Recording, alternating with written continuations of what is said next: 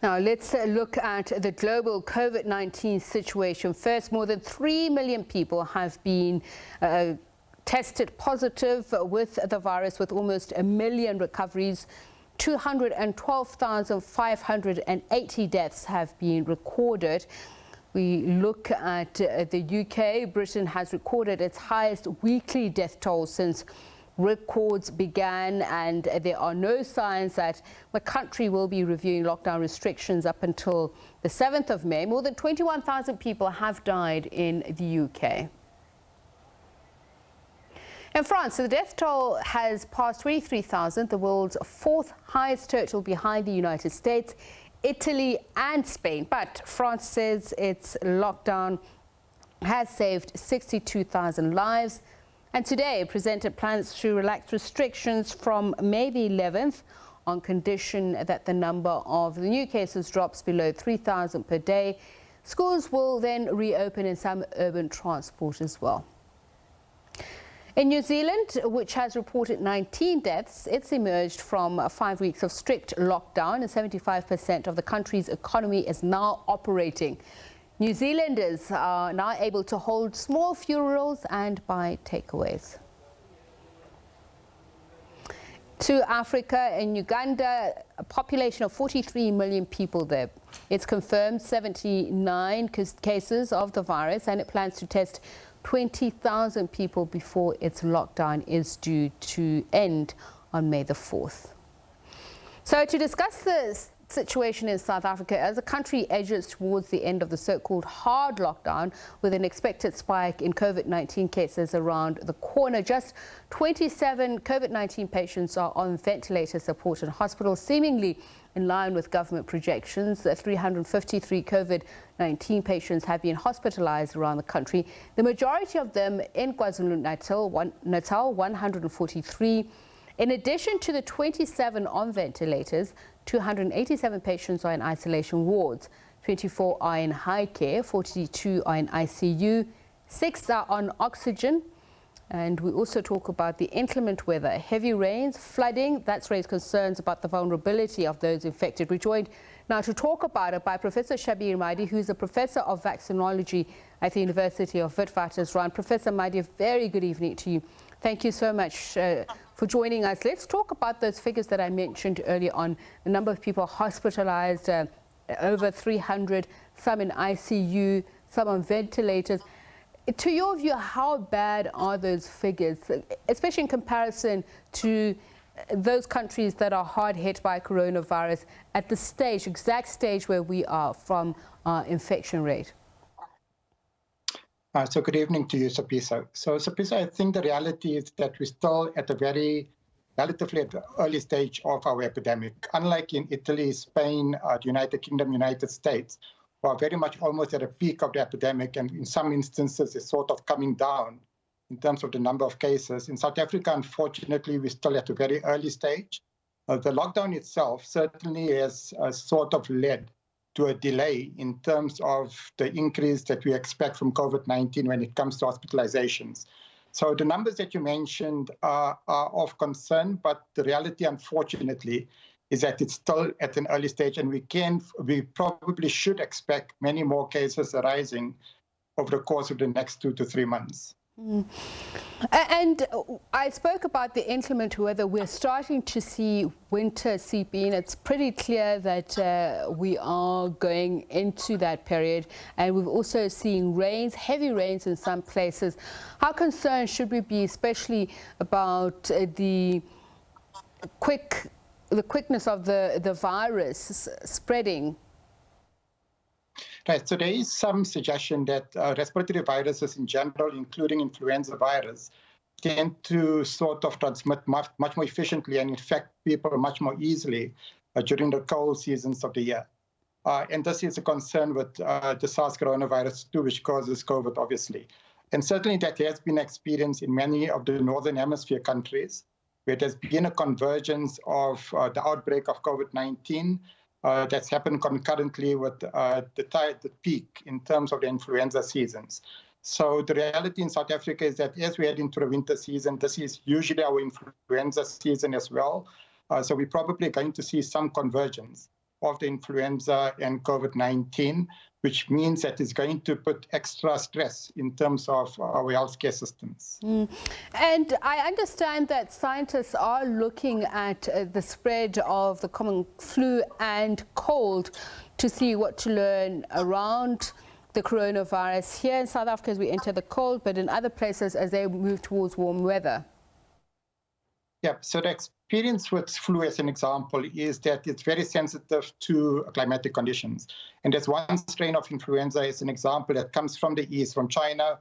That part of the world spreads across to the west, to the northern hemisphere, and then sort of comes down to the southern hemisphere. And it might well be that this coronavirus is behaving in a similar manner, in that it started off in the east, tracked to the west, and now it's coming down to the southern hemisphere as there are changes in terms of the climatic conditions. But being only a few months since this virus has been circulating, it's still early days as to tell whether it's going to behave similarly to flu or otherwise. As we've been showing our viewers just graphs of our journey through COVID-19 from its onset and the spread of infection, social distancing, are we at an advantage because we are implementing that, because we are trying to reduce the number of infections? Will that work in our favor? And if you look at the cases with our protective measures, how is that going to be affected? Right, so the graph that you've just got on at the moment, it really tells us what the impact of the lockdown has been. And what it really has done is that it's not going to reduce the absolute number of cases that are going to occur in South Africa over a given period of time. Rather, what it's going to do is going to allow for those cases to occur over a much longer period of time, rather than occurring over a narrow period of time. And the way that helps us is that it allows our healthcare facilities to be better equipped in terms of dealing with the COVID cases that will come through. So these cases won't come through in a short period of 2 to 3 months, but rather they'll be spread out over a period of 5 to 6 months. And that's important for, in terms of the healthcare services being able to actually cope. KwaZulu-Natal, for instance, if we break it down by provinces, the Premier saying just this week that, even though we're moving to level 4, it's important to be circumspect from province to province about whether or not it is necessary. You were saying they're still trying to understand why they still account for the highest number of cases and including deaths. The weather's obviously also not the same in all provinces. Is there a plan that should be focused, localized when we deal with level 4 and how to protect ourselves against the elements? Right, so I think the most important thing to appreciate is that the lockdown on its own will never eliminate the virus.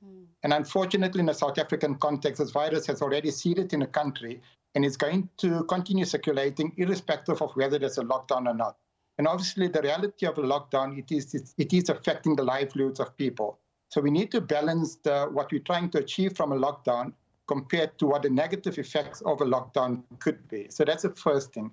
But in terms of the question that you asked, it might well be that we might need to have different strategies for different parts of the countries, depending on the intensity of the circulation of the virus. So if we find, so what we're really needing to do right now through the testing program, as an example, is to do some sort of a geospatial mapping in terms of where are the hotspots in the country. And once we're able to understand that, what you can do is perhaps have a much more targeted approach in terms of having a specific set of interventions for a specific area where we find there's much more cases. But in the absence of that, what we really need to do is really, it's whether we succeed in South Africa in terms of slowing the rate of transmission of this virus has got less to do with government policy than it's got to do with how the citizens actually behave and react to the advice that's provided to them. So as an example, you mentioned physical distancing.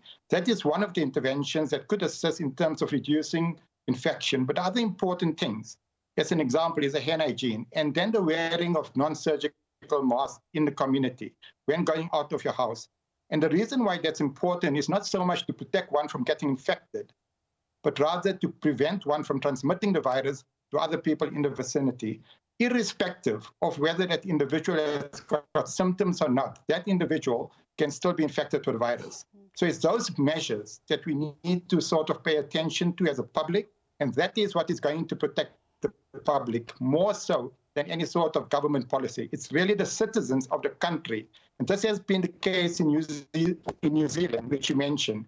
It's really the citizens of the country that enable for policies to be implemented effectively and reduce the rate of transmission. So it's really up to us as the citizens in the country as to whether we're going to be successful in terms of reducing the rate of transmission of this virus in the country. So I'm glad you spoke about geospatial considerations. Looking at the daily infection rate, obviously from cases and deaths, there obviously is a spike, a slight drop from the daily and nationally reported cases. But practicality, in warmer weather, people naturally gravitate towards each other to keep warm, and they would congregate in the same place because it really isn't within their purview as to how much physical distancing they can do. And if there's an issue of flooding, or people have to be moved into common places at an emergency rate, as much as plans can be made, people will do what comes naturally to them. So how would you advise people during this time to do the best that they can within their resources, but at the same time being wary of infecting each other? Right, so like I mentioned, the only thing, the second best to physical distancing is the wearing of non-surgical masks. And that enables a reduction in terms of the transmission of the virus. And then the other important sort of things that people need to do, and again, it's probably easier said than done, but the importance of hand hygiene can't be underemphasized. So hand hygiene together with a non-surgical mask, in the absence or in the difficulty of being able to implement physical distancing, are the other measures that one will need to rely upon. Beyond that, unfortunately, we do not have a vaccine for this particular virus at this point in time.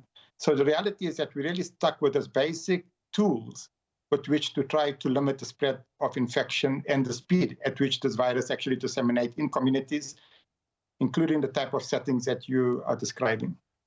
Thank you so much for speaking to us and sharing your insights, Professor Shabir Madhi. He's a professor of vaccinology at the University of the Witwatersrand, and we will be bringing you more detail on the situational analysis